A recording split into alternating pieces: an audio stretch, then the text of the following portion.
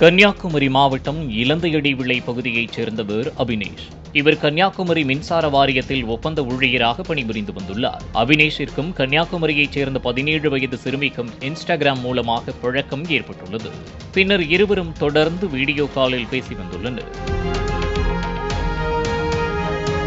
அப்போது அபினேஷ் சிறுமிக்கு தெரியாமல் அவரது ஆபாச வீடியோக்களை வீடியோ காலில் பதிவு செய்துள்ளார். இதனைத் தொடர்ந்து சிறுமி அபினேஷுடனான தொடர்பை துண்டித்துள்ளார். இதனால் ஆத்திரமடைந்த அபினேஷ் ஆபாச வீடியோக்களை சமூக வலைதளங்களில் பதிவிட்டுள்ளார்.